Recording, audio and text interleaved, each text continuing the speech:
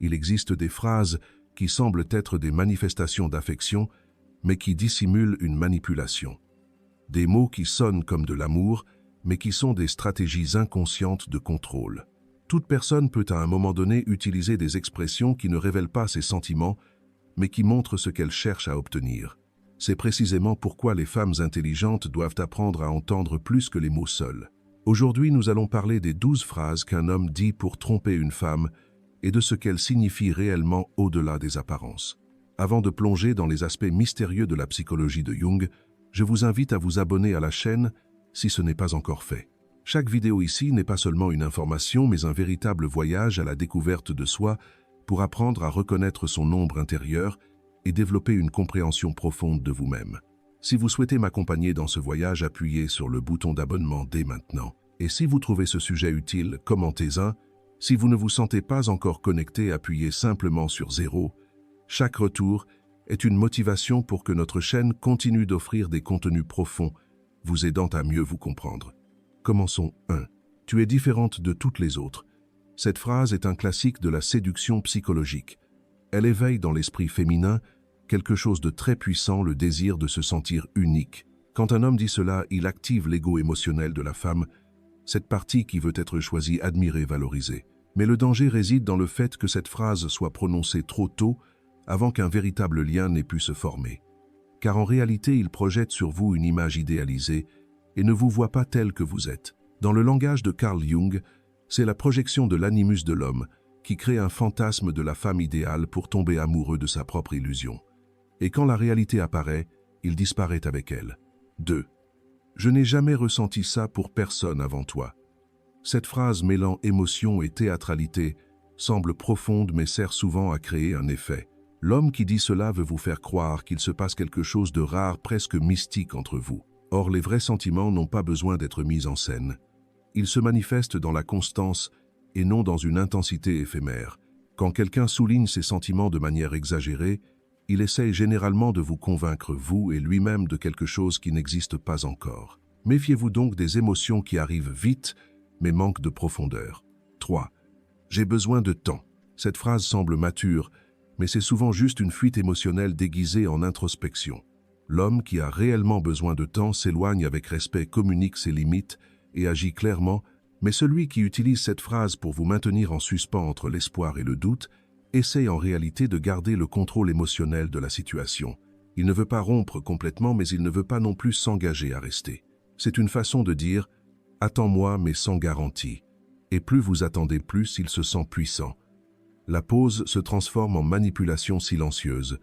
Par conséquent, lorsque vous entendez « j'ai besoin de temps », faites attention si les actes confirment les paroles ou s'ils ne font que créer de la confusion. 4. Tu me comprends comme personne. Cette phrase éveille l'instinct féminin de soin, d'acceptation d'être spécial.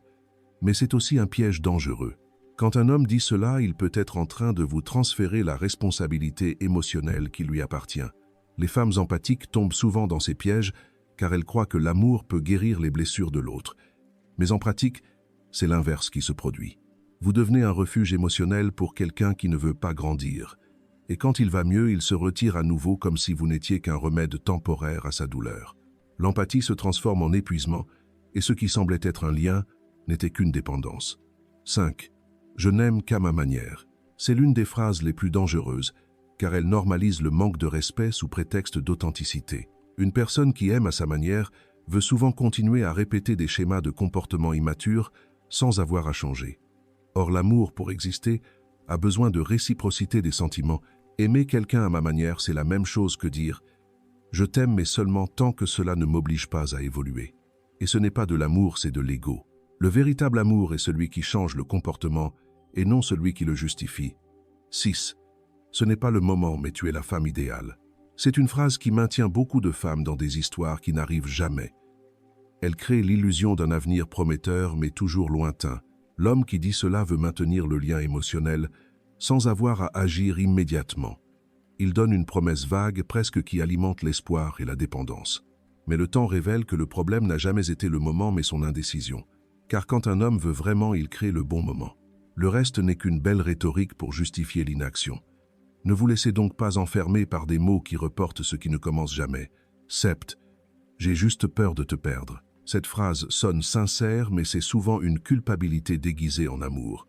L'homme qui dit cela veut paraître vulnérable, mais la peur de perdre ne vient pas de l'amour, elle vient du contrôle. Il a peur de perdre sa capacité d'influence sur vous, de savoir qu'il a toujours une place dans votre esprit et dans votre cœur.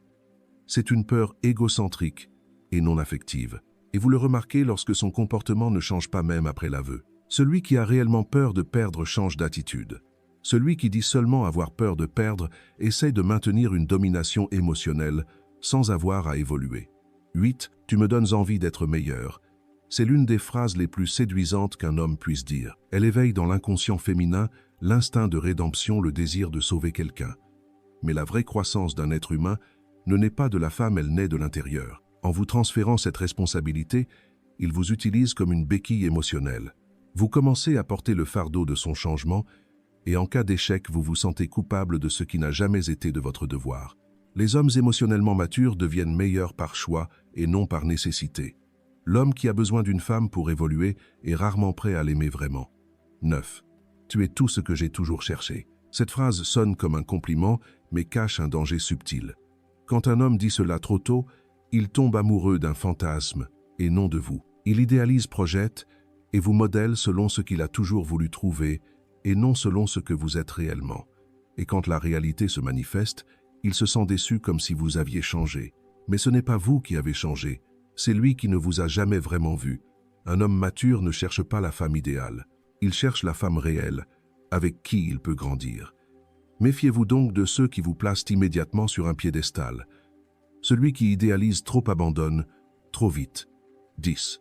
Un jour tu comprendras ce que je ressentais. C'est la phrase de la diffusion émotionnelle. Elle apparaît lorsque l'homme veut clore le dialogue sans assumer la responsabilité des conséquences. Il se positionne comme une personne profonde, incomprise, presque mystique, mais il est en réalité en train de fuir la vérité. C'est une manière élégante d'éviter la culpabilité en transférant le fardeau de la compréhension au temps. Mais celui qui ressent vraiment ne fuit pas le présent. Celui qui a la maturité émotionnelle explique, dialogue et clôt les cycles honnêtement. Cette phrase est une couverture pour ceux qui veulent paraître sensibles sans affronter la douleur qu'ils ont causée. 11. Je ne suis pas assez bien pour toi. Cela ressemble à un aveu d'humilité, mais c'est rarement le cas. Dans de nombreux cas, c'est une stratégie de manipulation émotionnelle. En disant cela, l'homme éveille en vous l'instinct de lui prouver qu'il a tort. Vous essayez de le convaincre qu'il est digne, qu'il mérite l'amour, qu'il peut changer. Et c'est précisément ce par quoi il vous retient. Il se place dans le rôle de victime et vous dans celui de sauveuse. Mais une personne réellement humble n'utilise pas sa propre faiblesse pour contrôler les sentiments de l'autre. Elle cherche à s'améliorer en silence sans avoir besoin d'applaudissements. Quand quelqu'un dit « je ne suis pas assez bien », faites attention si c'est un remords ou juste une autre façon de vous retenir. 12. Je ne veux pas te faire de mal. C'est sans doute la phrase la plus contradictoire de toutes, car lorsqu'elle apparaît, le mal est presque toujours déjà commencé. L'homme qui ne veut vraiment pas faire de mal ne le fait tout simplement pas. Mais celui qui le dit prépare le terrain pour justifier ce qui va suivre, l'éloignement, la trahison ou la froideur émotionnelle. C'est une manière d'alléger sa propre conscience comme si l'intention était plus importante que l'acte.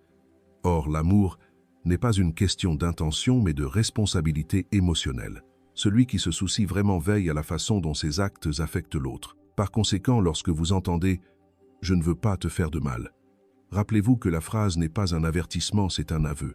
Après avoir entendu ces phrases, de nombreuses femmes commencent à douter d'elles-mêmes. Elles se demandent si elles ne sont pas trop froides, trop critiques, si elles ne devraient pas donner une autre chance. Mais ce qui se produit en réalité, c'est un processus de gazage émotionnel, emotional gaslighting, une distorsion de la perception réalisée par des mots doux et des gestes ambigus. L'homme qui domine ce jeu est rarement ouvertement cruel. Il alterne les moments de caresse avec des périodes d'éloignement, crée de la confusion, puis offre des miettes d'affection. Ce cycle crée une dépendance dans le cerveau féminin qui commence à associer la douleur à la passion. Et plus la femme essaye de comprendre plus, elle s'accroche à la nécessité que cela fonctionne. La confusion commence à être perçue comme de la profondeur. En fait, ce n'est pas de l'amour, mais un pouvoir psychologique. La séduction dans ces cas n'est pas physique, elle est symbolique. Elle agit sur les besoins, sur le besoin d'être vu, sur la peur de la solitude. L'homme qui manipule sait que la femme ne tombe pas amoureuse de lui seul, mais davantage du sentiment d'être désirée comprise exclusive. C'est ce qu'il offre un mirage de connexion qui disparaît dès que le lien devient trop réel. Il est donc crucial de comprendre le mécanisme inconscient derrière ces phrases. Le manipulateur émotionnel n'est pas toujours un méchant intentionnel. Souvent, il répète des schémas de comportement appris agissant par sa propre immaturité émotionnelle, mais cela ne change pas l'effet qu'il produit. La femme en ressort épuisée, confuse, doutant de sa propre valeur. Et c'est la pire forme de prison, l'émotionnel, quand l'amour se transforme en tension constante, quand son silence fait plus mal que l'absence de n'importe qui d'autre. C'est le signe que quelque chose a été volé à l'intérieur de vous, votre paix. Et quand la paix s'en va, le corps commence à envoyer des signaux. Le sommeil change, l'appétit change, la concentration disparaît. Vous essayez d'avancer, mais l'esprit revient toujours à la même question, et s'il revenait différent, c'est l'espoir ce qui maintient le cycle, car le manipulateur revient toujours, mais il ne change jamais. Il revient juste assez pour réactiver la mémoire de celui qu'il prétendait être au début, puis disparaît à nouveau laissant le même vide, le même doute, le même sentiment d'échec. Par conséquent, le véritable éveil émotionnel ne se produit pas lorsque vous comprenez l'autre, mais lorsque vous décidez de ne plus vous perdre en essayant de le comprendre. Vous comprenez que votre sensibilité n'est pas une faiblesse et que l'amour ne doit pas être un champ de bataille. Les bonnes paroles prononcées par la mauvaise personne ne sont que des outils de contrôle, mais le silence ferme de la personne éveillée est la fin de toute manipulation. La manipulation émotionnelle commence le plus souvent non pas par la méchanceté, mais par un besoin. Les hommes qui ont appris depuis l'enfance à cacher leur fragilité développent des formes subtiles de contrôle. Ils découvrent qu'il est plus facile de charmer que d'être vulnérable, de promettre que de tenir parole. Et avec le temps, ce comportement se transforme en un mécanisme automatique, utiliser les mots pour créer un lien et le silence pour maintenir le pouvoir. Beaucoup ne comprennent pas que la peur se cache derrière ce schéma. Peur du rejet, peur de l'intimité, peur de perdre le contrôle. L'homme qui manipule émotionnellement essaye de compenser sa propre insécurité en faisant douter la femme d'elle-même. Il ne veut pas qu'elle parte, mais il ne veut pas non plus se mettre en danger. Il oscille donc entre rapprochement et distance, alimentant le lien mais niant la profondeur. Et ce va-et-vient constant crée une sorte de lien chimique. Chaque message inattendu, chaque geste de remords, apparent chaque « tu m'as manqué » active la dopamine et l'espoir. Le cerveau féminin commence à s'habituer au déséquilibre, et le déséquilibre se transforme en émotion. Son absence commence à être ressentie comme un manque. C'est l'endroit le plus dangereux. Lorsque la femme commence à confondre l'intensité avec l'amour, elle se déconnecte de l'instinct et s'attache à l'idéalisation. L'archétype jungien appelé l'amante blessée se manifeste précisément ici. La femme qui sent qu'elle peut guérir l'autre par l'amour, mais qui finit par tomber malade elle-même. Le manipulateur alimente cette blessure sans en être conscient. Il donne le minimum d'affection pour maintenir l'espoir, mais jamais assez pour fournir la stabilité. Il crée une dépendance émotionnelle invisible, une sorte de boucle qui ne lie pas le corps mais lie l'âme. Avec le temps, la rhétorique change, les mots doux deviennent neutres, le contact se refroidit et la femme commence à se blâmer. Ai-je trop demandé? N'étais-je pas trop insistante? Ai-je perdu mon charme? Mais la vérité est que rien de tout cela n'est réel. Ce qui se passe, c'est l'effondrement de l'illusion. Le masque tombe et l'homme ne supporte pas sa propre réflexion. Alors il s'enfuit et laisse le chaos derrière lui. Mais il y a un détail profond que peu de gens remarquent. La femme qui traverse cela et s'éveille ne sera plus jamais la même. Parce que lorsque la manipulation est révélée, quelque chose en elle change à jamais. Elle apprend que l'amour sans réciprocité n'est pas une vertu mais un renoncement de soi, et que son silence n'est pas un mystère mais une immaturité. Elle commence à reconnaître dans les gestes et entre les lignes ce qui l'enchantait auparavant, et l'enchantement se transforme en clarté. Avec le temps, l'éveil féminin devient inévitable. Après plusieurs répétitions du même cycle, la femme commence à voir le schéma début intense, milieu confus et fin prévisible. Elle comprend que ce n'était ni un échec ni le destin, mais une séquence inconsciente d'attraction basée sur des blessures. Et c'est à ce moment que la douleur se transforme en sagesse. Le premier signe qu'elle s'éveille est le silence intérieur. Le besoin de réponse disparaît. Elle ne veut plus comprendre pourquoi il agit ainsi. Elle observe simplement et comprend que l'inconstance est déjà une réponse. C'est là que le jeu émotionnel perd de sa force. Le manipulateur, habitué à provoquer une réaction, perd son équilibre face au calme. Il essaye de raviver le lien, utilise la nostalgie, le remords, les discours spirituels, tout pour susciter une émotion. Mais la femme qui s'éveille ne subit plus le même impact. Elle comprend que chaque mot est l'écho d'un ancien schéma et qu'il n'y a pas d'amour là où il n'y a pas de responsabilité. C'est le début d'une reconstruction interne. Elle commence à se souvenir de qui elle était avant d'être manipulée, avant de former sa valeur autour de celui qui ne l'a jamais vue entière. Elle récupère la force psychologique qu'elle avait inconsciemment donnée et commence à voir la relation non pas comme un miroir de l'amour, mais comme le reflet de la blessure même qu'il fallait guérir. Carl Jung disait que ce qui nous fait le plus souffrir est ce qui nous enseigne le plus. La femme qui a été trompée par des mots est maintenant guidée par le comportement. Elle n'est plus impressionnée par les promesses, car elle a appris à reconnaître l'énergie derrière chaque geste. Et le plus intéressant, c'est que lorsqu'elle change, le type d'homme qui s'approche change également. Ceux qui vivaient de manipulation perdent l'accès. Ceux qui ont peur de la profondeur partent d'eux-mêmes. Et progressivement, la vie commence à répondre à une nouvelle norme intérieure des relations plus calmes, plus vraies, plus conscientes. La femme éveillée n'a plus besoin de prouver, de tester ou de déchiffrer. Elle ne mendie pas l'amour, n'accepte pas les miettes et ne confond pas le désir avec la présence. Elle comprend que le véritable amour est une réciprocité de sentiments et une maturité spirituelle. Et que la passion sans respect n'est que chimie et non destinée. Lorsque la femme s'éveille, quelque chose de plus profond se produit.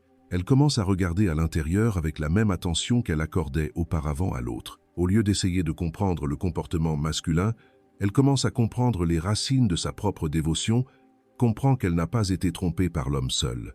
C'était un désir inconscient d'être choisi, affirmé, reconnu. Carl Jung appelait cela la projection de l'animus, la tendance de la femme à projeter sur l'homme l'image de la force, de la sagesse et de la plénitude qu'elle n'a pas encore intégrée en elle-même. C'est pourquoi tant de femmes tombent amoureuses des promesses, car en elles, elles voient des parties endormies d'elles-mêmes. L'homme semble intense, protecteur spirituel, mais en fait il ne fait que refléter ce qu'elle porte elle-même potentiellement. L'enchantement survient lorsqu'elle voit chez l'autre ce qui n'est pas encore éveillé en elle-même.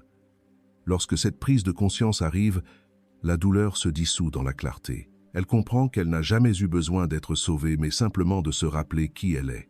La force qu'elle cherchait dans son regard a toujours été en elle, cachée derrière la peur de la solitude. Et c'est à ce moment que le jeu change complètement. L'amour cesse d'être une quête de plénitude et devient une expression de plénitude. La femme consciente ne cherche plus l'intensité, elle cherche la présence. Elle sait que les mots sans substance ne sont que du bruit. Elle préfère l'honnêteté de la solitude à la compagnie qui la diminue en silence.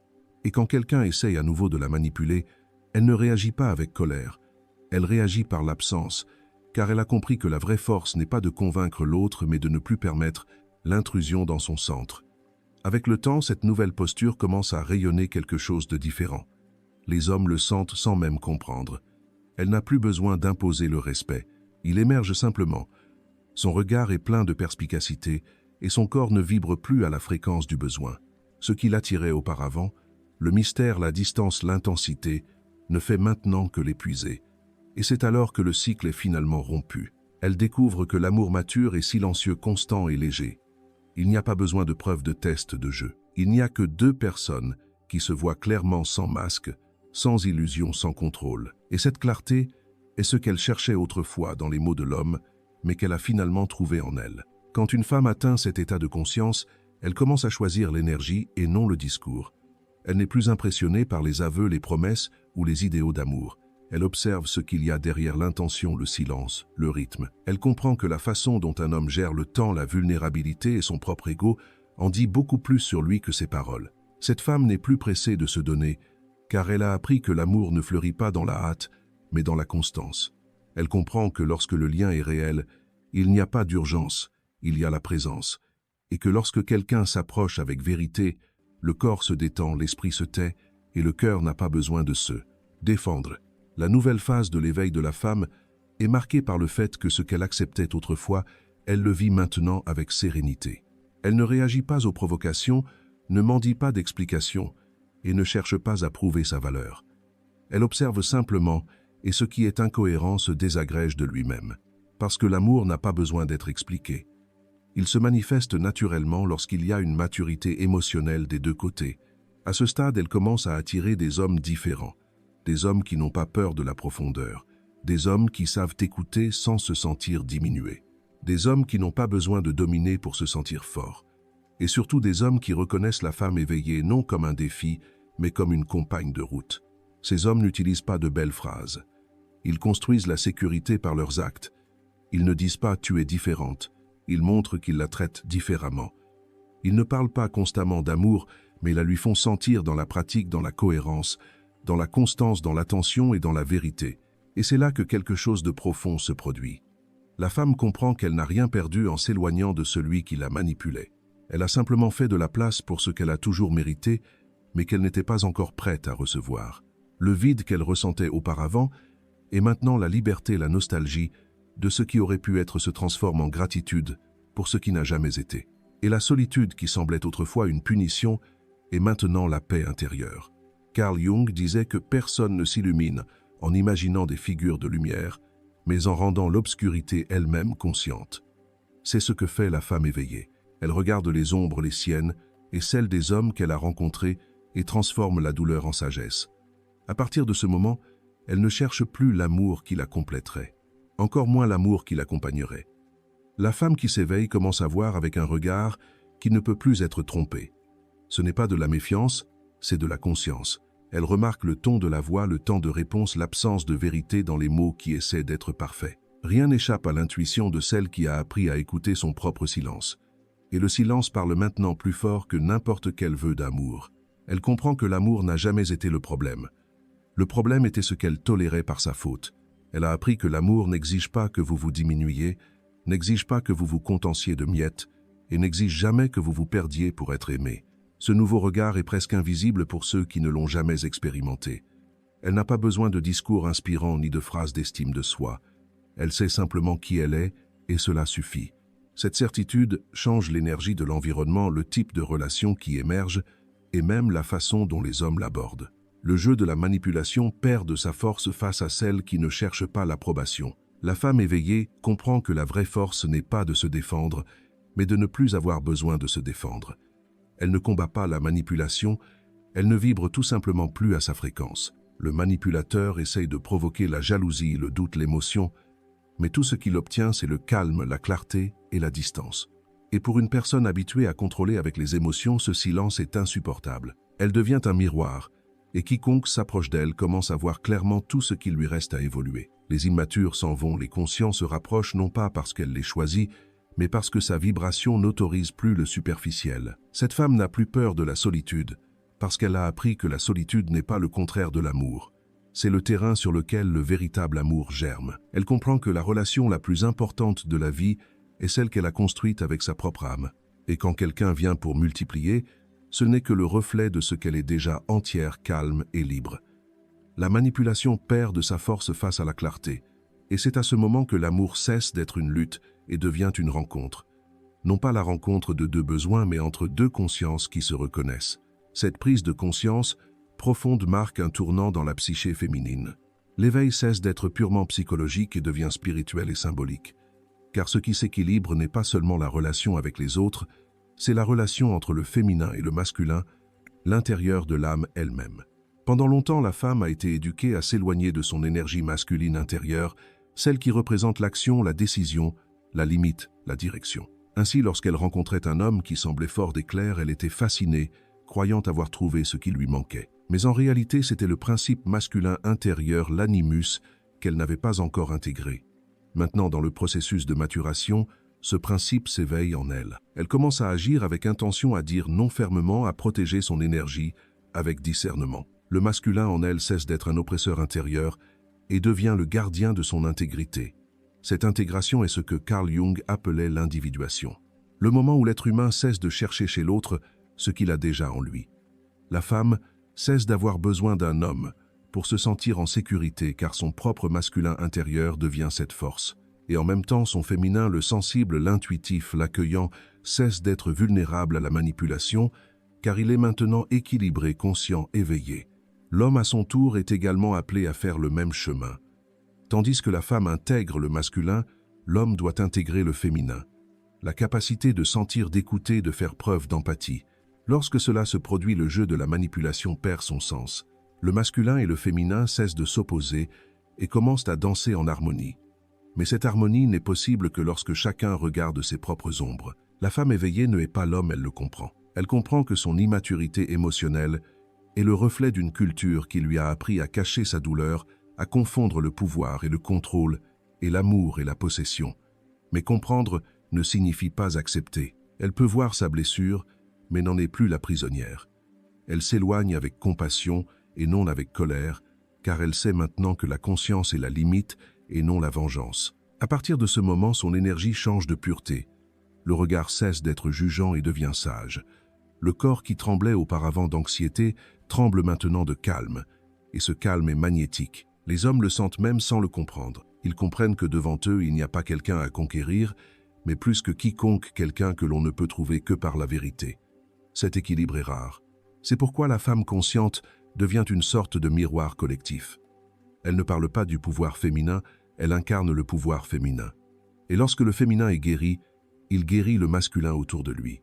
Non par des mots, mais par la présence. L'homme qui s'approche d'elle ne peut rester immature car son énergie exige une évolution. Et c'est là que réside la véritable influence de la femme éveillée.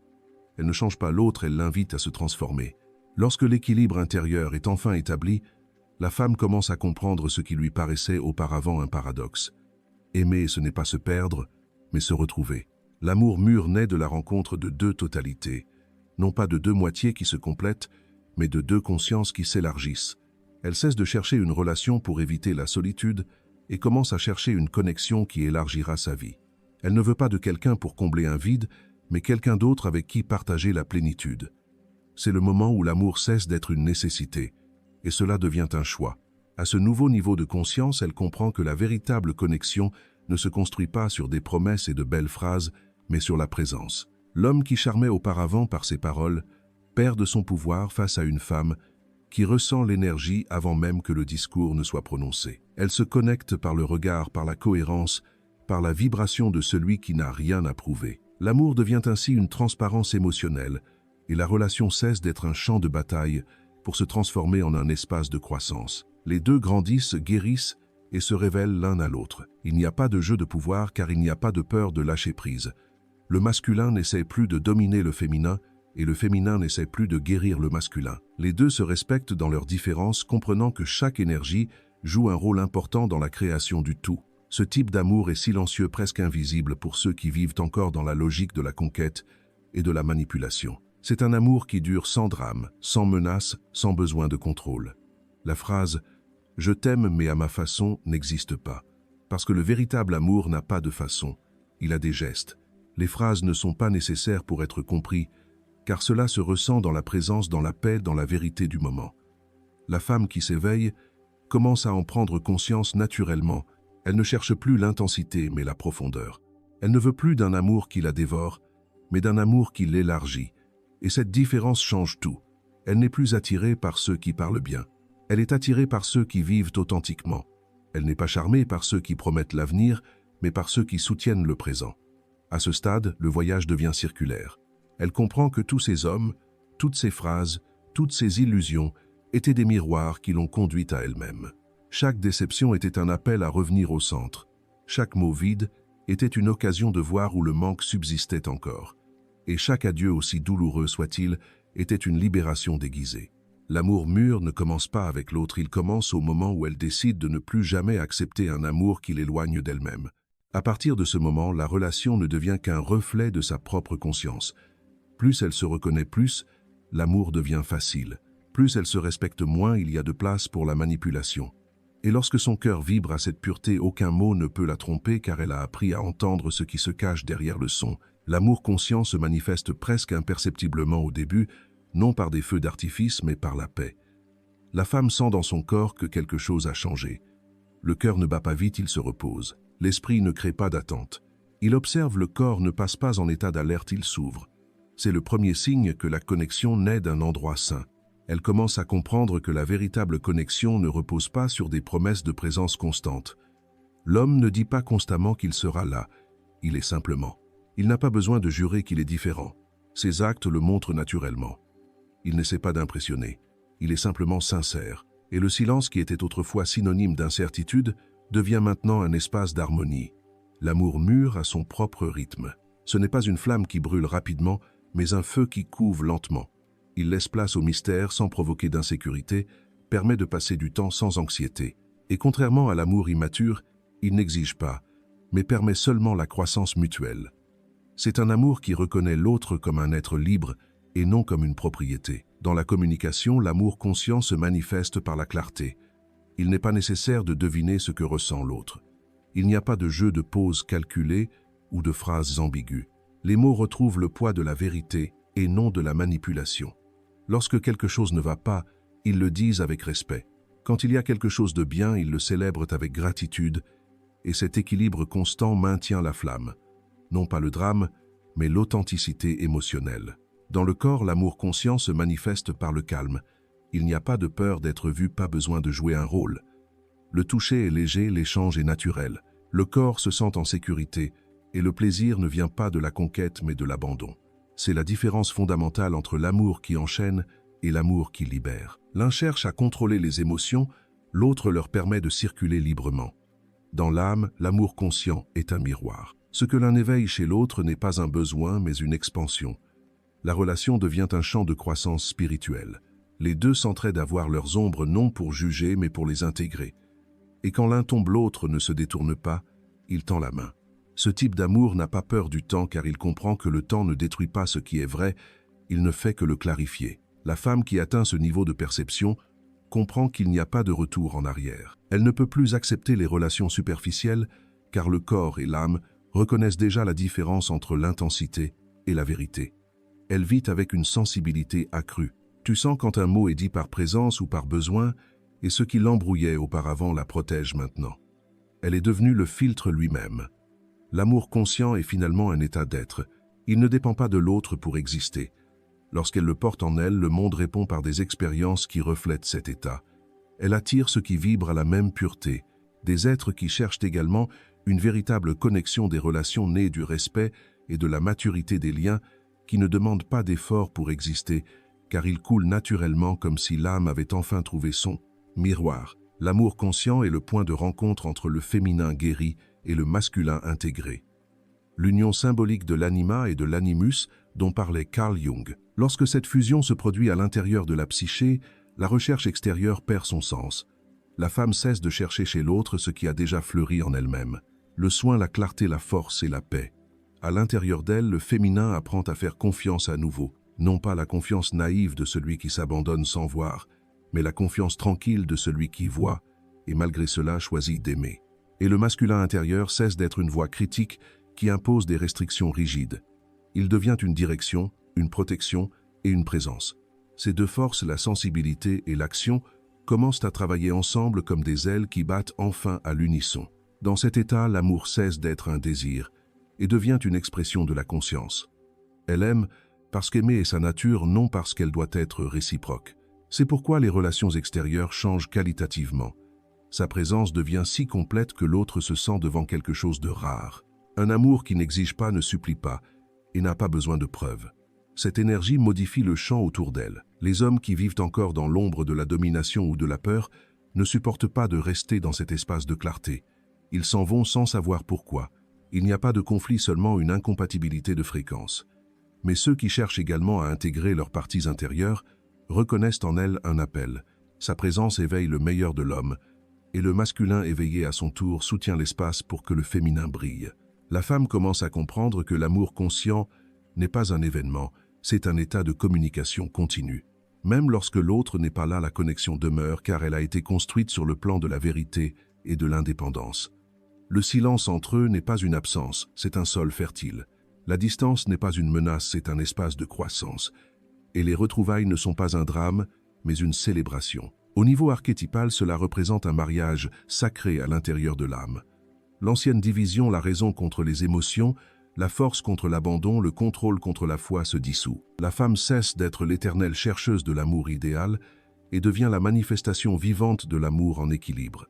Elle comprend que chaque homme qui a traversé sa vie était un archétype en action. L'amant qui a enseigné la passion, le distant qui a enseigné la limite, le manipulateur qui a révélé l'ombre, l'honnête qui a indiqué le chemin de la vérité.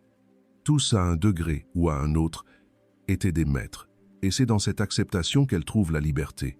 Rien n'a été vain, rien ne doit être oublié. Chaque expérience l'a poussée vers le centre jusqu'à ce que l'amour cesse d'être une recherche et se transforme en pleine conscience.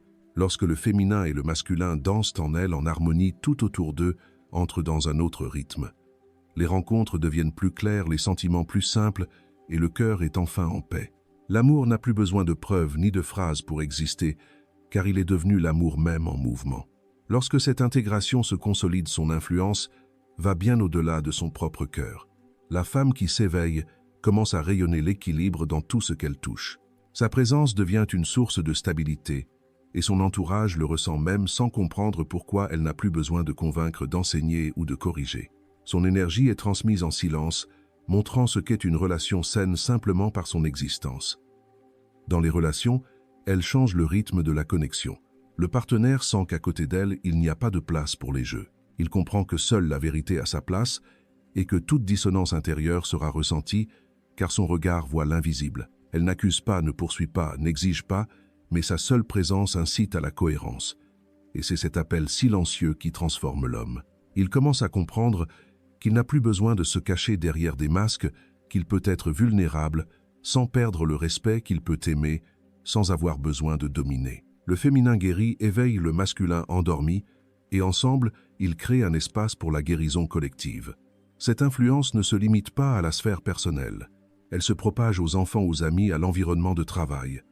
La femme éveillée ne répète pas le cycle de la douleur, elle l'interrompt. Quand elle éduque, elle le fait sans imposer, mais avec présence. Quand elle conseille, elle ne parle pas pour être entendue. Elle parle pour éveiller la conscience. Les gens sentent qu'ils peuvent être sincères à côté d'elle, car elle ne juge plus l'ombre. Elle la reconnaît comme faisant partie de l'évolution. Dans les groupes, elle devient un centre silencieux. Alors que d'autres oscillent entre les émotions et les conflits, elle reste centrée, ferme, calme. Et ce calme est contagieux. Sa vibration réorganise l'environnement comme si un nouveau champ d'ordre se formait autour d'elle. C'est le pouvoir de l'archétype de la féminité consciente. Elle ne commande pas, elle harmonise. Avec le temps, cette énergie commence même à influencer les structures sociales. La femme éveillée inspire d'autres femmes à faire de même. Elles se rencontrent, se reconnaissent et forment un réseau invisible de conscience. Chacune contribue à sa manière à un monde où l'amour n'est pas une manipulation, où le pouvoir n'est pas la domination et où la sensibilité est considérée comme de la sagesse. Carl Jung disait que lorsque l'individu s'éveille, il modifie l'inconscient collectif. Et c'est ce qui se passe. Chaque femme qui se libère de l'illusion qu'elle doit être aimée pour avoir de la valeur affaiblit tout un système de domination émotionnelle. Chaque femme qui choisit la conscience plutôt que le drame crée un nouveau référentiel pour l'amour. Et chaque femme qui refuse de répéter le schéma de la manipulation ouvre un espace pour la guérison du masculin. C'est le rôle de la femme éveillée dans les temps nouveaux. Ne pas combattre l'homme, mais révéler l'homme véritable qui existe derrière le masque, l'homme qui ressent, qui protège, qui guide par sa présence, non par la force. Et lorsque cet échange se produit, lorsque le masculin et le féminin se rencontrent sur un pied d'égalité, naît quelque chose de plus grand, une génération de l'équilibre qui guérit. Cette transformation silencieuse commence à se propager comme un nouveau langage. La femme qui s'éveille ne guérit pas seulement son histoire, elle réécrit l'inconscient collectif du féminin. Pendant des siècles, on a appris à la femme à associer l'amour à la douleur, la dévotion à la soumission, et à se méfier du rejet. Mais lorsqu'elle s'éveille, elle brise ses narratifs. Elle prouve par sa vie qu'on peut aimer profondément, sans perdre son autonomie, être sensible, sans être faible, et être ferme, sans devenir froide. Le reflet de cela commence à se manifester dans chaque sphère de l'existence. Dans l'amitié, la connexion devient plus sincère, il n'y a plus de compétition cachée sous le couvert de l'affection. Dans les familles, les filles observent et apprennent ce que signifie être une femme sans recourir au sacrifice de soi. Dans les relations, les hommes commencent à percevoir l'amour non comme une conquête, mais comme une coopération d'âme. Et dans la société, la présence consciente des femmes commence à équilibrer. Un monde saturé par l'excès de raison et manquant de sensibilité. Cette révolution est silencieuse mais profonde. Elle ne se produit pas dans les mots, elle se produit dans les vibrations. Chaque femme guérie devient un point de lumière sur une carte invisible, et à mesure que ces lumières se multiplient, le champ collectif commence à changer. Les conversations changent, les normes relationnelles changent, les valeurs changent. La séduction basée sur le pouvoir perd de sa force, car le monde ne vibre plus à la fréquence de la domination, mais à celle de la conscience. La nouvelle femme, celle qui s'est reconnectée à son essence, ne cherche pas à être adorée, elle cherche à être comprise. Elle ne veut pas d'abonnés, elle veut des compagnons de route. Et le nouvel homme, lorsqu'il s'éveille, n'a pas peur de sa force et l'admire. Il comprend que la véritable force masculine n'est pas de contrôler, mais de maintenir l'espace où le féminin peut s'épanouir. C'est à ce moment qu'émerge une nouvelle forme d'amour, celle qui ne répète pas le passé, car elle a été purifiée par la conscience. Ce nouvel amour n'a ni héros ni victime. Il n'a pas besoin de jeu car il n'y a pas de peur, pas de manipulation car il n'y a pas d'ombre cachée. L'amour devient transparence. Le toucher est honnête, le regard est vrai, et la connexion est maintenue non par la nécessité, mais plutôt par une présence spirituelle partagée. Cette prise de conscience, lorsqu'elle mûrit, va au-delà du couple. Elle devient à la fois une force collective, spirituelle et humaine. La femme éveillée se transforme en une sorte de gardienne silencieuse de l'équilibre du monde. Son intuition guide la décision, inspire les autres, et montre que le véritable progrès de l'humanité n'est pas seulement dans la technologie ou le pouvoir, mais dans la capacité de ressentir et de comprendre l'autre avec toute l'âme. C'est ce que voulait dire Carl Jung lorsqu'il affirmait que l'inconscient, lorsqu'il est éclairé, transforme la réalité. La femme consciente devient cette lumière, et partout où il va, il apporte avec lui un champ de guérison. Elle ne parle pas d'éveil, elle est l'éveil.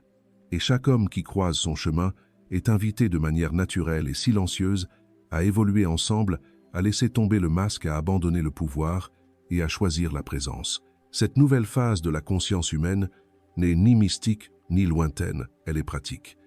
Elle commence par le comportement quotidien, par les petits choix dans les relations les plus proches. Quand une femme s'éveille, elle ne devient pas une figure idéalisée.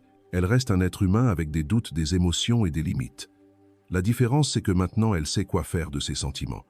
Avant, elle réagissait impulsivement. Maintenant, elle observe avant de répondre. Avant, elle cherchait les réponses chez l'autre. Maintenant, elle écoute son corps, son rythme, sa vérité. Ce changement semble simple, mais il modifie complètement la manière d'interagir. Elle n'essaie plus de réparer qui que ce soit, car elle comprend que l'autre ne change que lorsqu'il décide de changer, et cela libère. L'amour devient ainsi quelque chose de concret. C'est le respect dans la vie quotidienne. C'est l'attention dans les mots, c'est la responsabilité des conséquences de ses propres actions. Elle comprend qu'aimer, ce n'est pas dire « je t'aime », mais étayer ce qui est dit par des actes cohérents. Et quand elle trouve un homme prêt à agir de même, la relation devient un espace de croissance et non d'épuisement. C'est le fondement de l'amour mûr que Carl Jung appelait la rencontre de deux âmes conscientes. Elle n'idéalise pas le partenaire et n'exige pas la perfection, car dans l'autre, elle voit un miroir, pas un sauveur. Et dans ce miroir, elle apprend sur elle-même. La relation devient un outil de connaissance de soi. Chaque conflit projette une ombre. Chaque réconciliation ouvre un nouveau niveau de compassion. Ce type d'amour est rare car il exige que les gens grandissent, et grandir fait mal. Il exige de regarder ses propres contradictions, de reconnaître les manipulations subtiles, d'admettre quand l'attachement s'est transformé en dépendance. Mais c'est là que réside la valeur. La douleur cesse d'être un ennemi et devient un enseignant. La solitude cesse d'être une punition et devient un temps de maturation. La perte cesse d'être une tragédie et devient une purification. La femme qui comprend cela ne mesure plus l'amour à l'intensité des émotions, mais à la qualité de la paix qu'il apporte. Elle sait que la passion aveugle, mais le véritable amour éclaire. Elle sait que l'amour n'exige pas le sacrifice de l'identité, mais plutôt l'expansion de la conscience, et reconnaît que la relation la plus importante est celle qu'elle entretient avec elle-même. Dans cette vision, la spiritualité et la psychologie s'unissent d'une manière simple. Être spirituel signifie être entier. Vivre consciemment, c'est percevoir l'autre comme une extension de la même humanité. La manipulation ne survit que là où il y a la peur. Quand il y a la clarté, elle perd son pouvoir. Par conséquent, la femme éveillée devient un point d'équilibre. Elle ne combat pas l'obscurité, elle allume simplement la lumière de la conscience. Et lorsque cette lumière se répand dans les familles, dans les relations, dans les espaces de travail, la culture change progressivement de l'intérieur vers l'extérieur, sans slogan, sans dogme, sans spectacle, seulement par la force de l'humble exemple. L'application de cette prise de conscience dans la vie quotidienne n'exige pas la perfection, elle exige l'attention. La femme qui s'éveille apprend à observer ce qui passait inaperçu auparavant. Les réactions automatiques, les gestes répétitifs, les petites concessions qui cumulées coûtaient cher. Elle commence à comprendre où elle donne encore son pouvoir, où elle dit oui, alors qu'elle voulait dire non, où elle se tait pour éviter un conflit, et ressent ensuite la lourdeur du silence. La première étape est de reconnaître ses mouvements sans culpabilité. Se blâmer ne fait que répéter l'ancien schéma de punition. La conscience ne juge pas, elle éclaire. Et quand il y a la lumière, il y a le choix. La femme qui s'éveille commence à agir à partir d'un choix et non de la peur. Si elle décide de rester, elle sait pourquoi. Si elle décide de partir, elle sait ce qu'elle préserve. C'est ce qu'est la véritable connaissance de soi.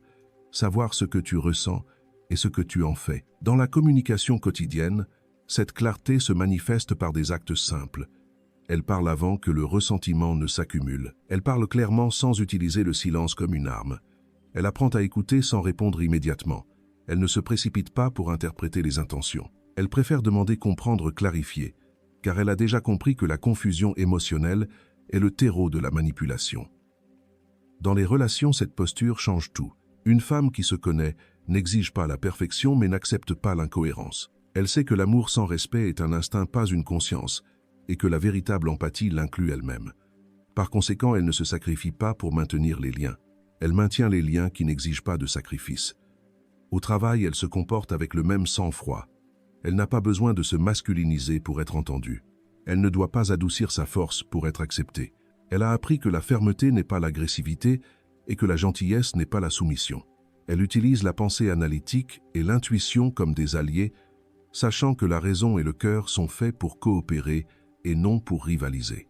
Dans sa vie personnelle, la connaissance de soi devient une pratique quotidienne. Cela peut passer par la méditation, l'écriture, la thérapie, le silence, ou l'art, tout espace où elle peut vraiment s'entendre.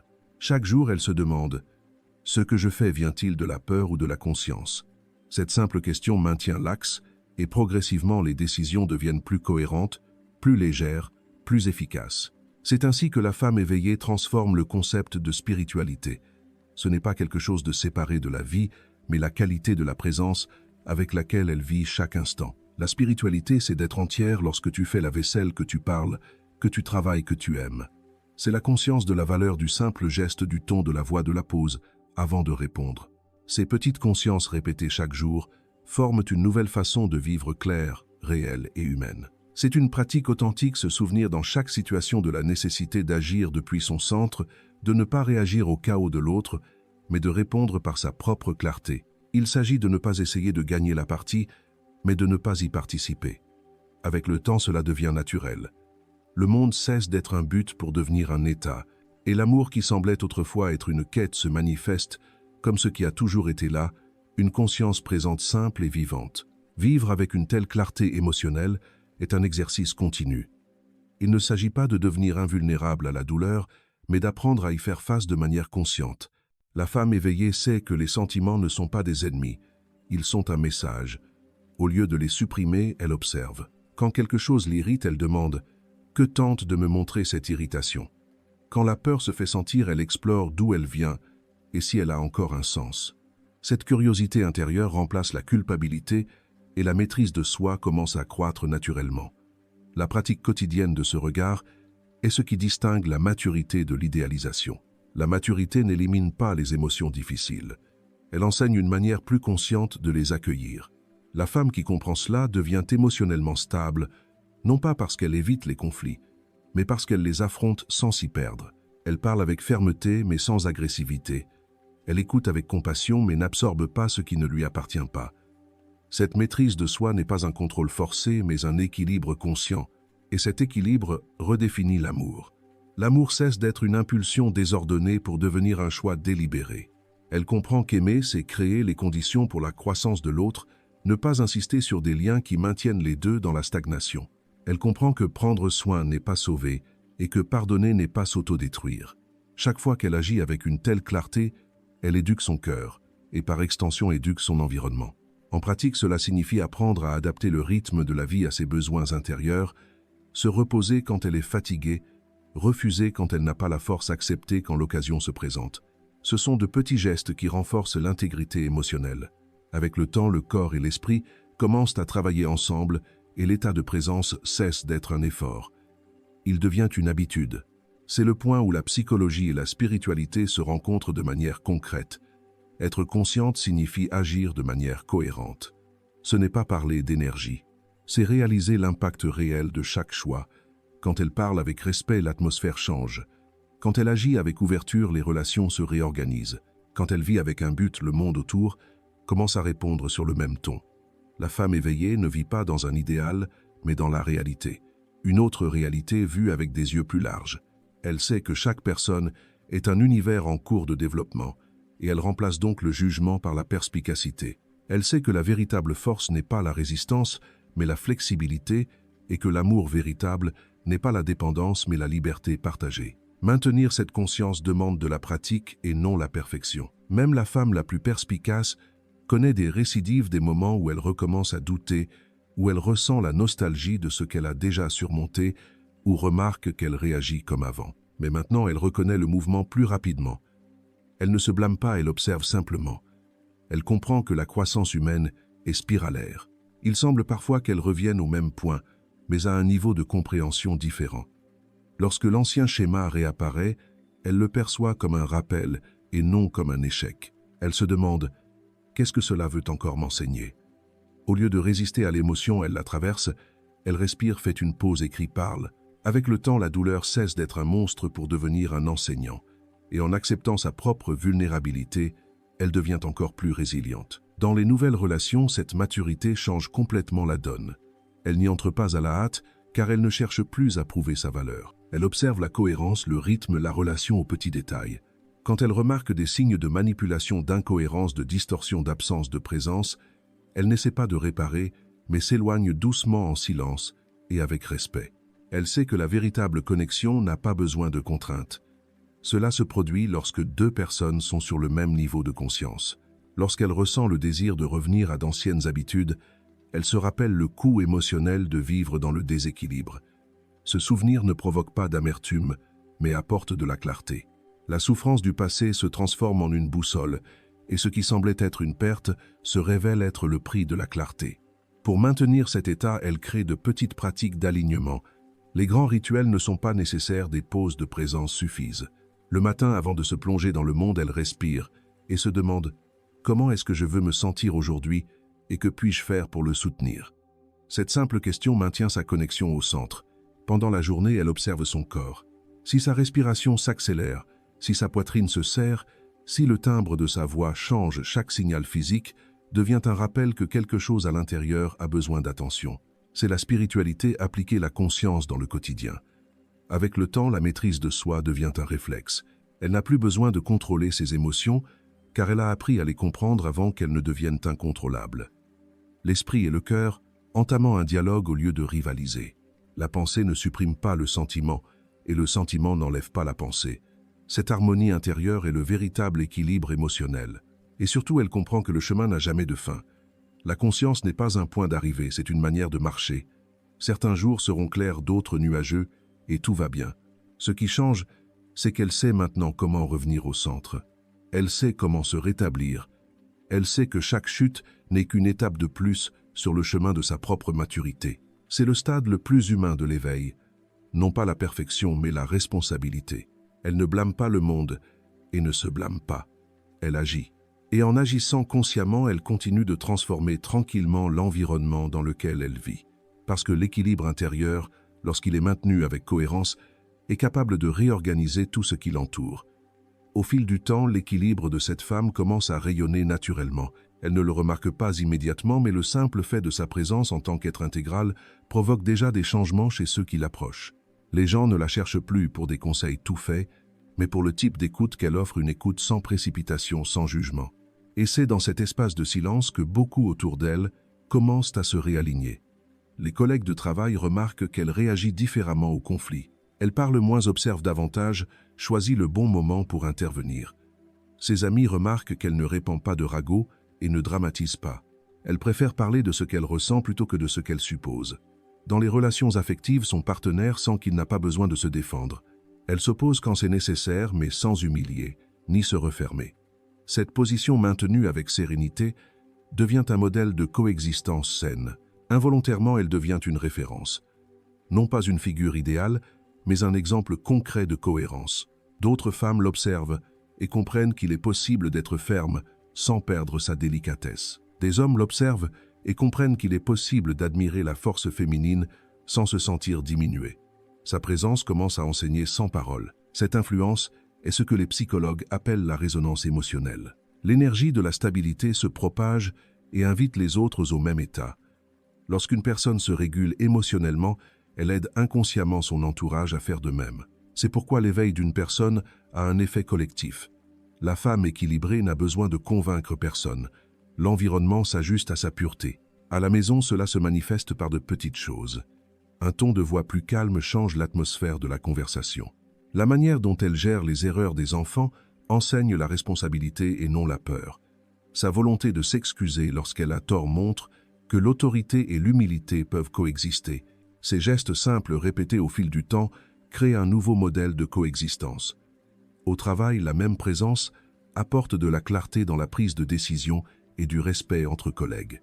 Elle n'utilise pas le pouvoir pour s'imposer, mais pour organiser. Elle sait déléguer, elle sait reconnaître ses limites, elle sait dire non, sans culpabilité. Elle commence ainsi à montrer que le leadership et le soin ne sont pas opposés. L'efficacité croît non sous la pression, mais par la confiance. Avec ses amis, elle devient un point d'équilibre.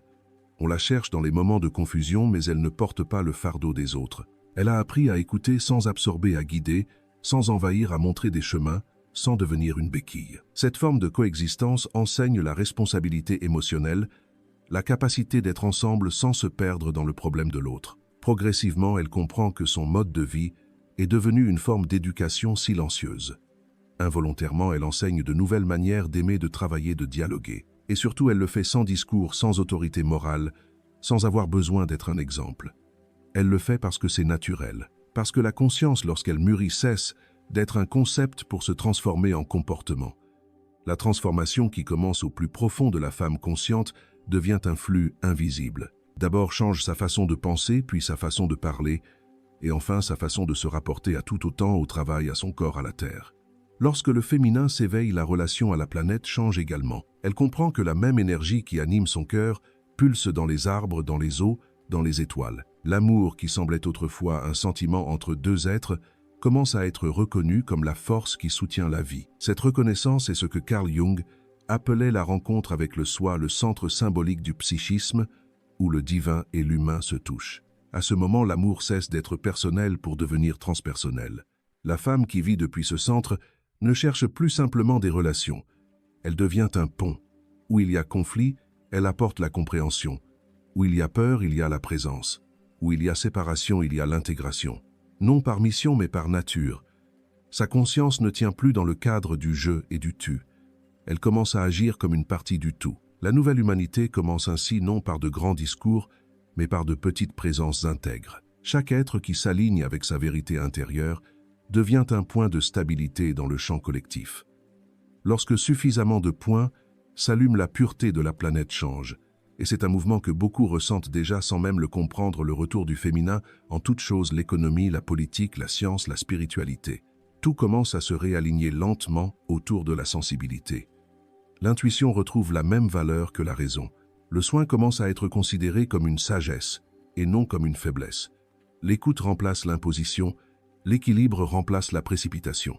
Et la coopération qui semblait autrefois une utopie devient une stratégie de survie. Le féminin éveillé rappelle à l'humanité que la vie n'est pas une ligne droite, mais un cycle, que tout ce qui naît a besoin de repos et que toute création saine a besoin d'espace pour respirer. L'homme guéri à ses côtés apprend à agir avec détermination sans perturber le rythme naturel de l'existence. Ensemble, ils ouvrent une civilisation où la technologie et l'âme, la force et la compassion, la volonté et la sagesse vont de pair. La femme consciente, symbole de cette nouvelle ère, est un rappel vivant que la guérison individuelle est le premier acte politique et spirituel. En guérissant son cœur, elle guérit l'histoire. En équilibrant en elle l'amour et les limites, elle change la façon dont le monde comprend le pouvoir. Et ce changement est irréversible, car lorsque la conscience s'éveille, aucune parole n'est capable de la rendormir. Plus de jeu, plus de peur, plus de faux semblants. Ce qui était manipulation devient du bruit. Ce qui était illusion perd de sa saveur. Ce qui était dépendance se transforme en compassion, et l'humanité intègre progressivement la même leçon que l'amour véritable n'est pas un sentiment mais un état d'être. Cette influence subtile commence à se propager presque imperceptiblement mais profondément. Le comportement équilibré d'une personne ne se limite pas à sa vie personnelle. Il modifie la manière dont les institutions fonctionnent, la manière dont l'éducation est transmise, et même la manière dont la culture comprend ce qu'est la force, le pouvoir et l'amour. Par exemple, dans l'éducation, les enseignants et les parents qui développent cette clarté d'esprit commencent à enseigner par l'exemple émotionnel. L'enfant apprend le respect en voyant un adulte qui s'écoute avant de réagir. Il apprend ce qu'est l'empathie en observant comment les désaccords sont résolus calmement. Ainsi, il grandit en associant l'autorité à la clarté et non à la peur. L'école se transforme en un espace de dialogue authentique. Moins d'instruction, plus de développement humain. Dans la culture, les changements sont subtils mais tangibles. Les histoires qui idéalisent la dépendance émotionnelle ou l'atteinte d'un objectif par la manipulation perdent leur attrait. Le public commence à rechercher des récits où les personnages mûrissent, où il y a de la responsabilité émotionnelle et non plus seulement de la passion. Cette transition des valeurs est un reflet direct de l'expansion de la conscience collective. L'art, la musique, le cinéma, tout commence à refléter une nouvelle sensibilité humaine. Moins de drame pour le drame, plus de vérité, plus de profondeur. Dans les relations intergénérationnelles, la femme consciente devient un pont. Elle écoute la douleur des femmes âgées, celles qui ont été éduquées à endurer, et accueille la naïveté des plus jeunes, celles qui confondent encore liberté et excès.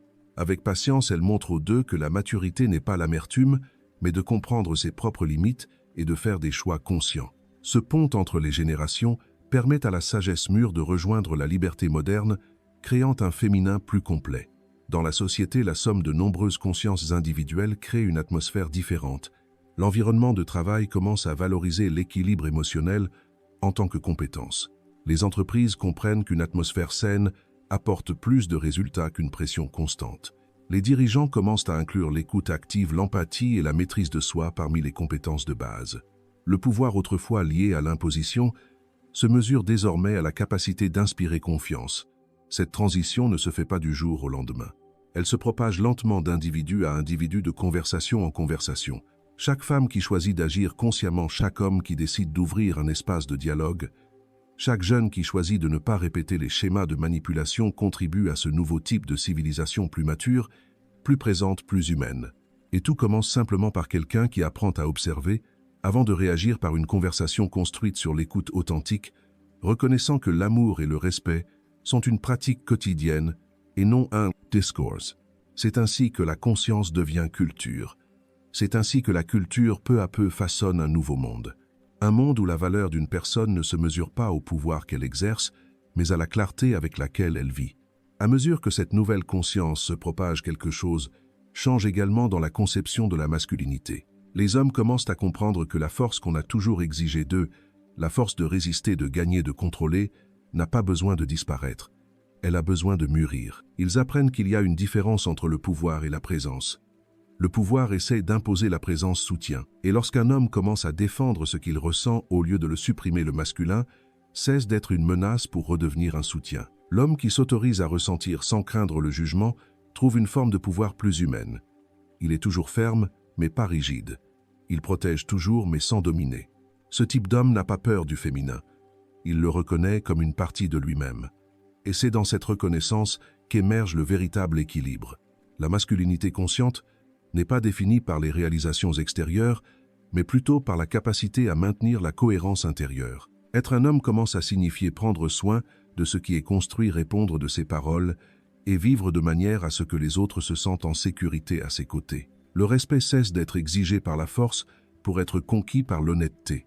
Ce changement dans la relation entre le masculin et le féminin redéfinit également la façon dont nous comprenons le leadership. Le leader de la nouvelle ère n'est pas celui qui crie le plus fort, mais celui qui voit le plus loin. Ce n'est pas celui qui commande, mais celui qui guide. Le leadership devient un acte de responsabilité émotionnelle. La clarté devient un outil de gestion. Et l'empathie, une forme de stratégie. Les organisations qui comprennent cela commencent à croître différemment. Elles découvrent que les équipes émotionnellement stables sont plus créatives et productives. Elles découvrent que l'écoute attentive réduit les conflits et qu'un environnement sûr génère plus d'innovation qu'une concurrence constante. Le leadership cesse d'être vertical pour devenir collaboratif. Chaque personne est considérée comme une partie d'un système plus vaste où le talent s'épanouit proportionnellement à la confiance. Progressivement, cette nouvelle manière de leadership dépasse le monde des entreprises pour devenir une manière d'être au monde. Être un leader cesse d'être un poste pour se transformer en un mode d'action. Parents, enseignants, artistes, entrepreneurs, tous peuvent manifester ce leadership lorsqu'ils vivent avec clarté et responsabilité. C'est ce que Carl Jung aurait appelé l'individuation collective, un processus de croissance personnelle qui profite à l'ensemble. Et à mesure que cette maturité se propage, le but de la vie prend également un nouveau sens. Il ne s'agit plus seulement de succès ou de reconnaissance. Il s'agit davantage de cohérence entre qui vous êtes et ce que vous faites. Le travail cesse d'être un simple moyen de survie pour devenir l'expression de la valeur intérieure. La recherche n'est plus axée sur le statut mais sur le sens. Et quand il y a un sens directeur, le résultat vient comme une conséquence. La femme consciente et l'homme conscient ensemble ou séparément commencent à agir comme des facteurs de stabilisation dans un monde qui vacille encore. Ils ne sont pas parfaits, ils sont sains d'esprit. Et c'est cette clarté répétée dans de simples gestes qui commence à remodeler le tissu social. La culture de la performance cède la place à la culture de la présence.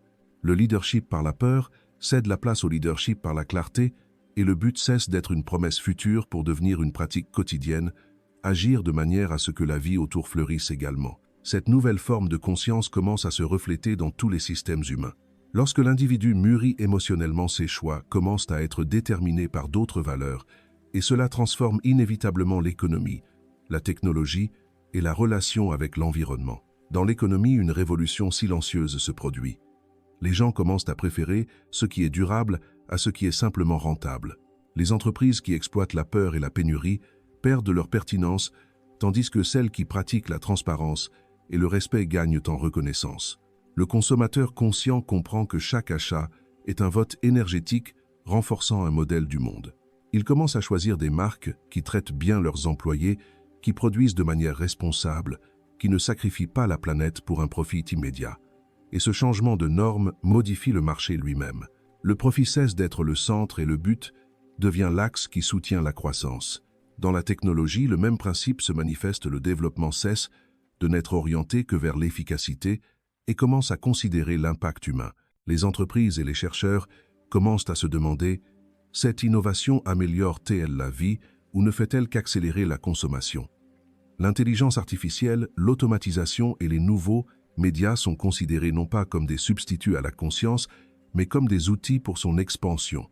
L'accent se déplace de la quantité vers la qualité des connexions. Les technologies de communication redeviennent des ponts et non des murs. Avec l'environnement, le lien redevient intime. La femme consciente et l'homme qui s'éveille à ses côtés comprennent qu'il n'y a pas de séparation entre l'humain et la nature.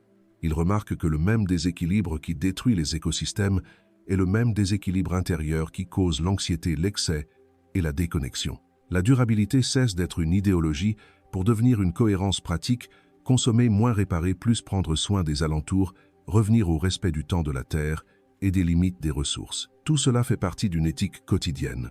Ce regard intégré apporte également une spiritualité plus simple et concrète. Les gens commencent à comprendre que la spiritualité n'est pas une fuite du monde, mais une présence totale en son sein. La prière, la méditation ou le travail peuvent exprimer le même état de conscience lorsqu'ils sont effectués de manière réfléchie. Le sacré cesse d'être un concept appartenant uniquement au temple pour être présent dans chaque geste, cohérent dans chaque décision qui préserve la vie.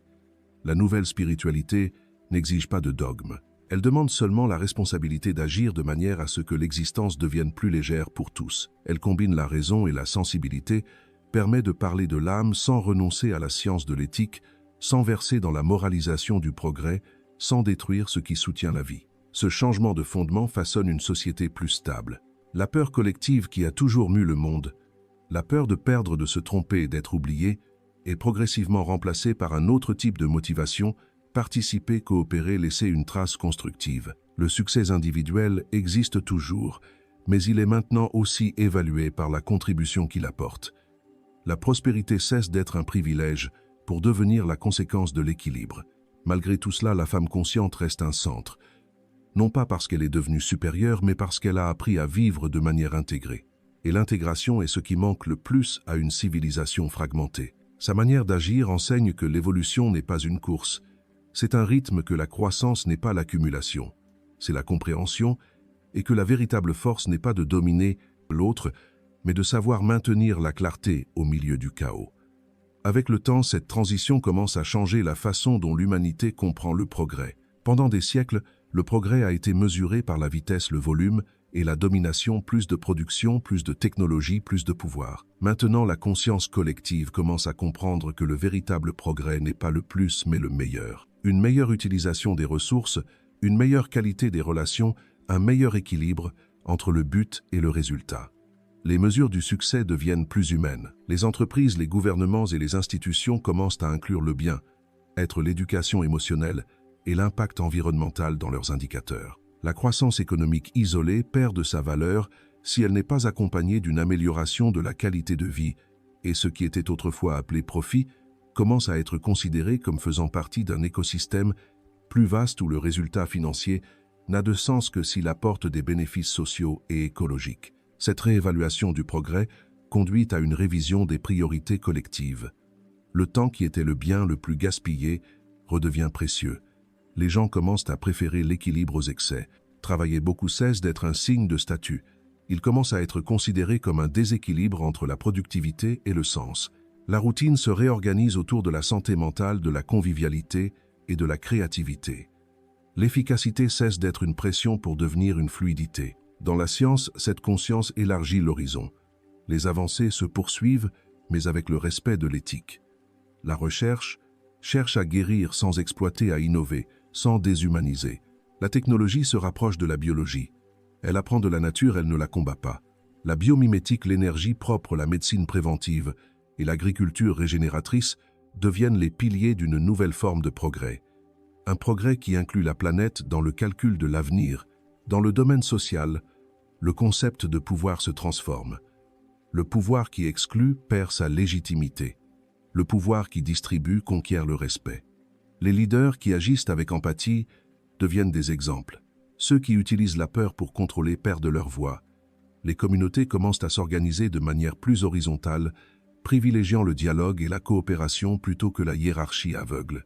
C'est un changement lent mais inéluctable, car la conscience ne peut être désapprise. Enfin, cette transformation affecte l'avenir humain lui-même. L'avenir cesse d'être un projet lointain, une promesse incertaine, et commence à être compris comme quelque chose qui se construit au présent. Les gens comprennent que chaque choix quotidien, ce qu'ils consomment, ce qu'ils partagent, ce qu'ils soutiennent, est une semence plantée dans le lendemain.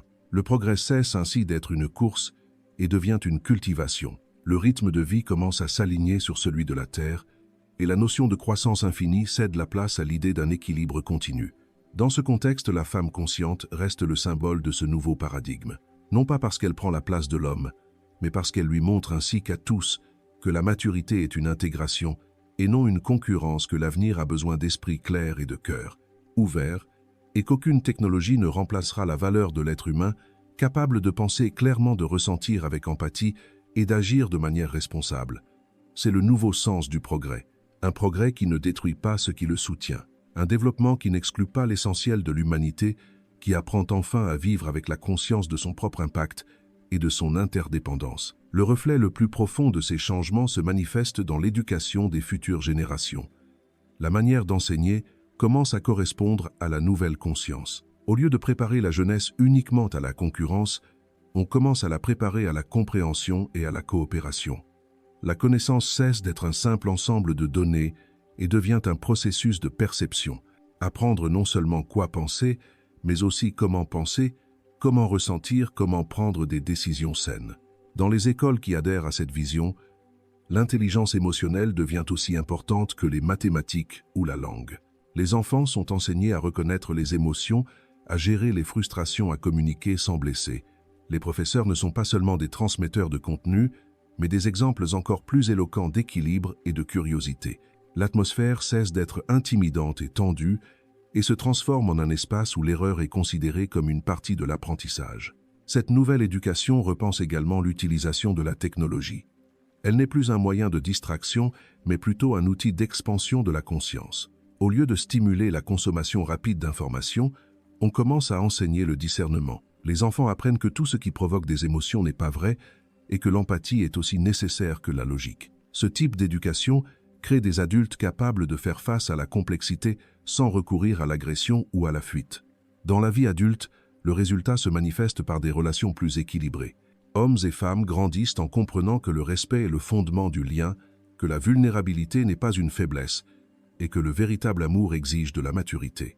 Les couples apprennent à parler de leurs limites et de leurs émotions. Avant que le silence ne se transforme en distance, les familles apprennent à valoriser l'écoute et la présence et non seulement la performance. La prochaine génération formée par cette vision est encline à vivre avec moins de peur et plus de responsabilité. Et cela ne la rendra pas rigide, mais plus consciente. Elle apprendra à mesurer le succès par l'honnêteté et non par les apparences. Vous découvrez que la richesse est d'avoir du temps, de la santé et un but, et non seulement l'accumulation. Cette manière d'éduquer et de vivre transforme également les structures plus larges. La politique devient plus participative, l'économie plus circulaire, la culture plus éthique. Le pouvoir est décentralisé, la communication humanisée. Les conflits continueront d'exister, mais ils seront traités avec plus de dialogue et moins de violence, avec plus de rationalité et moins d'impulsivité. Tout cela est la conséquence naturelle d'un nouveau type de conscience qui reconnaît que chaque être humain fait partie d'un organisme plus vaste et que lorsque l'esprit devient plus clair, chaque espèce avance un peu. C'est l'héritage de la femme et de l'homme conscient. Non pas un monde parfait, mais un monde plus présent, capable de penser, de ressentir et d'agir de manière cohérente. La révolution, après tout, n'est pas faite de slogans, mais de plus de gens ordinaires qui vivent consciemment. À mesure que cette nouvelle génération mûrit, le sentiment de communauté commence à changer profondément. L'appartenance cesse de signifier suivre des règles imposées et commence à signifier une contribution consciente. Les gens ne s'unissent plus seulement par identité, croyance ou intérêt, mais grâce à des valeurs communes, l'honnêteté, le respect, la responsabilité. La communauté cesse d'être un groupe de défense et devient un champ d'apprentissage. Dans ces espaces, la diversité n'est pas simplement tolérée, elle est valorisée. Les différences ne menacent pas, mais enrichissent. Chaque personne comprend qu'elle a quelque chose d'unique à offrir et que le collectif grandit à mesure que chacun accepte son authenticité. Les relations deviennent plus horizontales. Il n'y a plus de leaders intouchables, mais des fonctions différentes au sein d'un même objectif. Les rôles changent en fonction du besoin, et le pouvoir commence à être compris comme une responsabilité temporaire et non comme une possession permanente. Ce nouveau sentiment d'appartenance génère également une spiritualité plus vivante. Les gens redécouvrent ce que signifie être en relation avec les autres, avec la planète, avec l'invisible. Le spirituel cesse d'être une conviction lointaine et devient un état de présence élargi. Il n'y a pas besoin de médiateur car le contact avec le sacré se produit dans le quotidien, dans le geste honnête, dans la parole qui évite de blesser, dans le silence qui accepte. La spiritualité quotidienne naît de la conscience de l'interdépendance. Quand quelqu'un comprend que sa manière de parler, de consommer, d'agir nourrit ou perturbe tout le système, il comprend que l'éthique et le sacré sont une seule et même chose. Le spirituel devient pratique. Prendre soin de son corps, de l'environnement, des relations, c'est prendre soin du divin qui habite en tout. Avec le temps, ce mode de vie génère un nouveau sentiment, appartenir sans tomber dans le piège. L'individu n'a pas besoin de se dissoudre dans le groupe, ni le groupe n'a besoin de contrôler l'individu. Il y a une confiance mutuelle. La solidarité surgit naturellement non comme une aumône, mais comme une reconnaissance de l'unité. Dans les centres urbains, cette conscience s'exprime dans des coopératives, des communautés d'apprentissage, des réseaux de soutien émotionnel et économique. Dans les zones rurales, elle renaît dans une relation respectueuse avec la terre, dans la récupération des savoirs traditionnels, en combinaison avec la science moderne. Dans les deux contextes, l'idée est la même. Un progrès qui ne détruit pas, une évolution qui inclut. Même l'art et la communication se réorganisent sous cet angle. L'art redevient un dialogue, et non un produit. Les médias perdent leur pouvoir lorsqu'ils se nourrissent de la peur et des conflits, et gagnent en pertinence lorsqu'ils favorisent la réflexion et l'empathie. Le public commence à choisir ce qui élève et non ce qui crée une dépendance. Et ce choix multiplié par des millions reconfigure l'imaginaire collectif. La spiritualité quotidienne ramène également la dimension du silence. Les gens recommencent à comprendre que tout n'a pas besoin d'être dit, que la pause fait partie de la musique et que l'espace entre une pensée et l'autre. C'est là que la conscience respire vraiment. Ce retour au silence n'est pas une fuite, c'est une hygiène de l'esprit. C'est le moment où l'on se recharge en énergie pour revenir dans le monde avec plus de clarté. Dans ce nouveau scénario, la société cesse de vivre dans la logique de l'urgence. La hâte cède la place à la précision, le faire cède la place à l'être. Et la communication humaine retrouve un rythme naturel, fait de pauses d'écoute et de choix conscients. Le sentiment d'appartenance auparavant basé sur qui est avec moi passe à la question « Comment puis-je contribuer ?» Et ce simple changement de question transforme complètement la structure de la vie commune humaine. La conscience communautaire, née de ce processus, commence à influencer également les grands systèmes, la politique, l'économie collaborative et les réseaux de confiance sociale. En politique, la vieille logique de la représentation aveugle cède la place à la participation consciente. Les citoyens cessent de percevoir le gouvernement comme quelque chose de lointain et commencent à se considérer comme en faisant partie. Les décisions collectives dépendent de plus en plus de l'information partagée et de moins en moins du charisme ou de la manipulation. L'importance des forums locaux des conseils et des plateformes numériques qui permettent un débat public transparent grandit. Le vote, qui était auparavant un acte isolé d'espoir ou de rébellion, devient la conséquence de la participation quotidienne. La politique redevient ce qu'elle était censée être à l'origine, le soin de l'espace commun. Dans l'économie, ce mouvement se manifeste dans les réseaux de coproduction et de consommation. Les entreprises de toute taille commencent à fonctionner davantage comme des écosystèmes que comme des pyramides. Les bénéfices sont distribués plus équitablement. Les employés participent aux décisions et sentent que leur travail a un sens. Les modèles coopératifs et les plateformes d'échange directent l'énergie collaborative, l'agriculture communautaire, les banques éthiques. Ils se développent parce qu'ils correspondent à l'aspiration collective, à la transparence et à la responsabilité. Le profit existe toujours, mais comme conséquence d'un service honnête et non comme une fin en soi. Les réseaux de confiance deviennent le nouveau capital social. Dans un monde interconnecté, la confiance envers une personne ou une institution vaut plus que la publicité. La confiance commence à se mesurer par la cohérence, par l'histoire des actions, par la clarté du discours, par la manière de gérer les erreurs. Les entreprises, les leaders et les communautés, qui se comportent de manière prévisible et éthique, attirent naturellement la collaboration. Le pouvoir change de main. Il sort de ceux qui crient le plus fort et va vers ceux qui inspirent confiance par leur exemple. Avec le temps, ces principes commencent à créer une infrastructure émotionnelle pour la société. Les contrats cessent d'être seulement juridiques et deviennent également moraux. Les négociations auparavant basées sur la peur de la perte commencent à se baser sur la confiance mutuelle. Ce changement semble minime, mais a un impact profond. Il réduit le gaspillage, diminue les conflits, augmente la productivité et le bien-être. C'est le type d'efficacité qui naît de la cohérence et non de la pression. Et le résultat est un nouveau type de stabilité. Non pas celle qui est imposée par le contrôle, mais celle qui émerge de la maturité collective. Lorsque les gens se perçoivent comme faisant partie du même système, toute action commence à prendre en compte l'effet qu'elle produit. Cela crée une éthique pratique quotidienne où chaque décision politique, économique ou personnelle est guidée par la question cela améliore-t-il ou détériore-t-il l'état général. À mesure que ce réseau de confiance se renforce, ses effets deviennent visibles dans les systèmes de sécurité, de justice et de gouvernance. Lorsque la conscience collective grandit, l'idée même de contrôle commence à changer. La société cesse de fonctionner par la menace de la punition et commence à s'organiser sur la base du sentiment de responsabilité partagée. La sécurité cesse d'être seulement de la surveillance et inclut la prévention émotionnelle et sociale. Les communautés liées et bienveillantes réduisent naturellement les taux de violence car les gens se sentent vus et appartenants. Les programmes de résolution de conflits remplacent une partie des peines et la justice devient moins punitive et plus restauratrice. Elle ne cherche pas seulement celui qui a fait l'erreur, mais ce qui doit être guéri dans les relations. L'accent se déplace de la culpabilité vers l'apprentissage collectif. Dans les systèmes de gouvernance, la transparence devient la règle et non l'exception. Les citoyens exigent de la clarté et les gouvernements qui ne s'adaptent pas perdent rapidement leur légitimité. Les technologies commencent à être utilisées pour rapprocher le pouvoir de la population et non pour la contrôler. Des plateformes ouvertes permettent de surveiller les dépenses publiques, de suivre les décisions et de participer aux votes locaux. Cette ouverture a un effet éducatif. Plus les gens comprennent comment fonctionnent les structures, moins il y a de place pour la manipulation. Le système juridique commence également à s'adapter. Les lois commencent à être formulées de manière plus claire et flexible, non comme des instruments de coercition, mais comme des outils d'équilibre social.